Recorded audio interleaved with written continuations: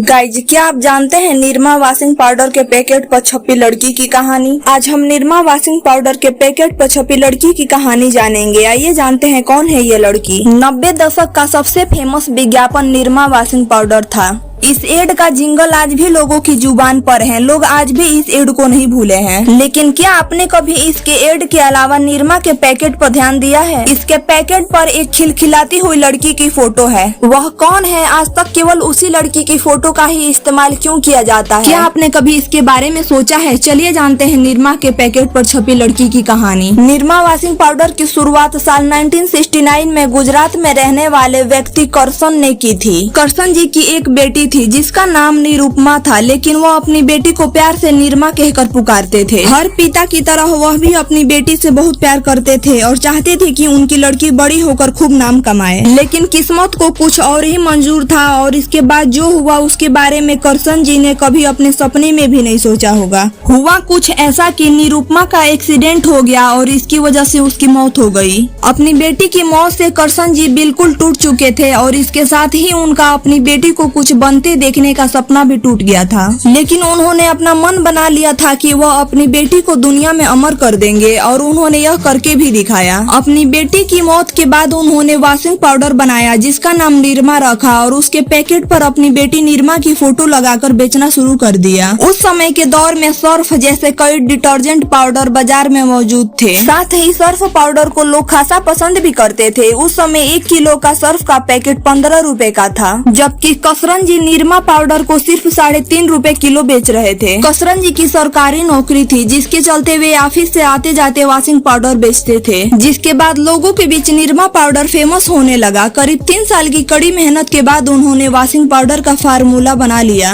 Nirma powder के बनाने से लेकर बेचने तक का सारा काम कसरन जी खुद किया करते थे। इसके लिए उन्होंने अपनी सरकारी नौकरी भी छोड़ दी थी और अपनी सारी मेहनत निरमा पाउडर को बनाने और बेचने में लगा दी थी। निरमा पाउडर को आम लोगों के घरों तक पहुंचाने के लिए उन्होंने एक टीम भी बनाई और इस टीम का काम सभी दुकान में जाकर वॉशिंग पाउडर बेचना था। धीरे धीरे बाजार में निरमा वॉशिंग पाउडर फेमस होने लगा और इसके बाद लोगों ने कसरन जी से माल उधार पर लेना शुरू कर दिया और उधार वापस देने के समय सब बहाने बनाना शुरू कर दिए थे, जिसकी वजह से उन्हें भारी नुकसान उठाना पड़ा। लेकिन उन्होंने कभी हार नहीं मानी और इसके बाद उन्होंने जो कर दिखाया उसे आज भी लोग नहीं भूल पाए हैं। इतने भारी नुकसान के बाद कसरन जी ने अपनी टीम से मार्केट से सारे वॉशिंग पाउडर के पैकेट वापस लाने के लिए कहा। इसके बाद पूरी टीम को लगा कि शायद अब वे हार मान चुके हैं और वो अपना यह काम बंद कर देंगे। लेकिन ऐसा नहीं था। कसरन जी के दिमाग में तो कुछ और ही चल रहा था। अब उनके दिमाग में आया क्यों ना निरमा का विज्ञापन टीवी में दिया जाए। इसके बाद निरमा का विज्ञापन टीवी पर आया और रातों रात इसने लोगों का ध्यान आकर्षित कर लिया। इस विज्ञापन का जिंगल बच्चे से लेकर बूढ़े तक सबकी जुबान पर चढ़ गया। इसके बाद से निरमा वॉशिंग पाउडर सिर्फ गुजरात में नहीं बल्कि पूरे देश में फेमस हो गया था।